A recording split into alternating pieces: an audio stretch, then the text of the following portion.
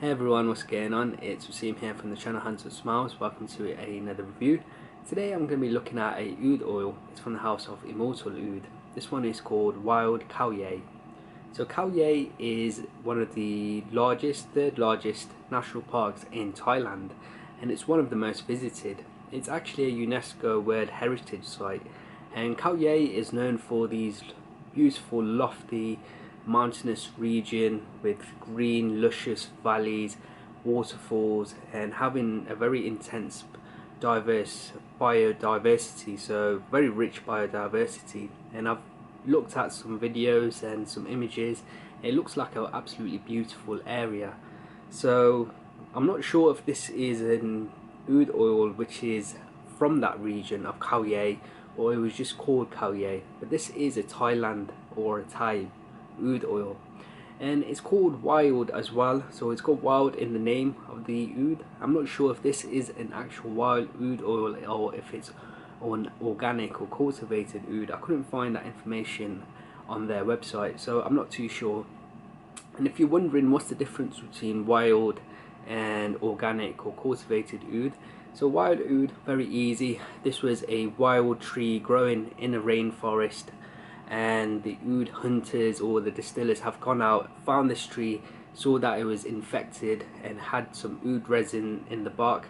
They cut the tree down and they've distilled the tree, and you've got the oud oil. So that's a wild oud.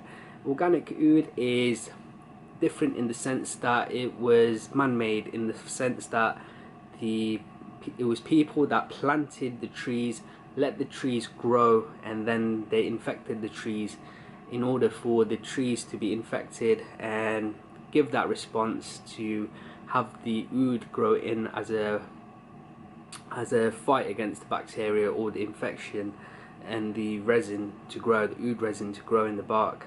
So there's different techniques how people infect the tree so that tree fights the infection and grows oud. So there's ways people do it.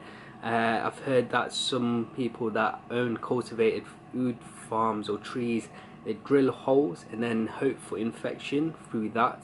But then there's some cowboys or some other techniques where the oud community really looks down upon, and that's when these farmers, they inject these trees with chemicals and try to infect the trees that way. So I guess some people out there are trying to make money, trying to feed their children, so there is ways you have to look at it in that way, but in the sense people do look down upon on that sort of technique. But the other technique of drilling holes into oud trees, I think that's absolutely fine. I actually appreciate organic or cultivated oud because it's saving oud for the long run. So that's my opinion.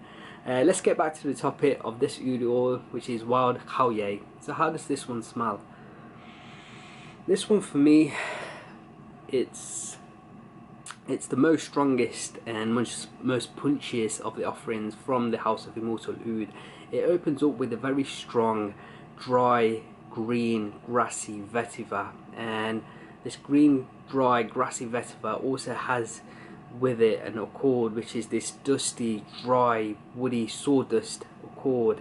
And along with that, you also pick up a green, smoky incensiness, a very subtle, a very fresh, wet pink pepper accord as well, which adds a fresh wetness to the scent. And there's also a touch of medicinal feel as well. The main aspect of the opening is that sawdusty woodiness that you pick up. It's very dry and it's very, very punchy, and it comes across very masculine. The opening is very punchy, very masculine, very in your face. I find the opening to be quite harsh.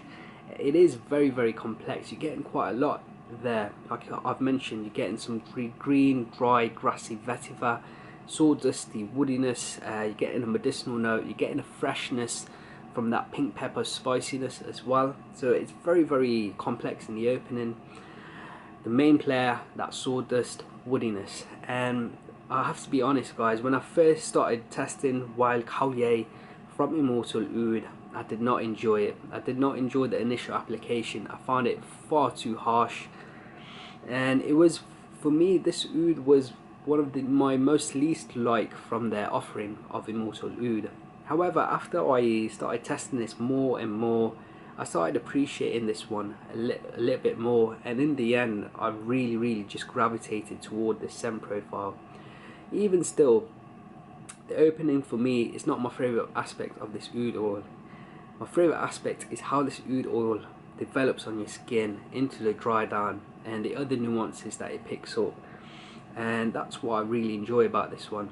So as the fragrance develops on your skin, that woody sawdusty dryness that you pick up in the opening is still at the forefront, and it's the main player throughout the scent profile. However, that woody, dry sawdustiness, it starts becoming much smoother, and it gets tamed by this fruity accord that you pick up in the heart. Now this fruity accord isn't like it doesn't come across like a fruit like apricot or oranges or anything like that. The way this fruitiness that I pick up, it's like canned fruit. When you open a canned fruit and you have that little bit of water on the top, the smell of that water is the sort of fruitiness that I pick up in Wild Khao, and it's the blending of that fruitiness with the dry sawdusty woodiness, which is absolutely beautiful, and it just tames the harshness of the opening, and the scent becomes very smooth and much more wearable. And I find this aspect of the scent very intoxicating. Deep into the dry down, that woody sawdustiness is still at the forefront, but it's very much tamed down, much more smoother, like I've mentioned, because of the fruity accord. And you're also introduced to a muskiness as well in the dry down, which really helps with this whole composition, and it sort of gives like a zen like feel in the dry down for me. So that was a note breakdown of Wild Khao. Let's talk about its performance. For me, this one didn't disappoint me at all. It lasted on my skin around 9 hours, which is great, 8 to 9 hours, and the projection for the first 4 hours. The opening, like I've said, really punchy, really masculine, and the projection in the opening is very strong. You're going to have a very strong scent cloud. After the 4 hour mark into the dry down, 8 hours later, it sits a little bit more closer to the skin in the more moderate range. However, no complaints for me. I can still sense it on myself, and I can really enjoy it. So in terms of performance, this one really works. I'm going to give it my final overall rating. This one is going to get a high score of 8 out of 10. I think this is a brilliant oud oil to check out. If you want a really masculine oud, which then develops into this really gorgeous dry down, this one is definitely for you. A 2.5 gram bottle of this is only £75. I think that's unbelievable value for money. I really don't know how Immortal Oud are able to source these Thai oils so cheaply. 75ml for 2.5 gram bottle of oud is brilliant. And the three that I've reviewed on my channel, Prachin Antique, Floral, what's the other one? I forgot what it's called.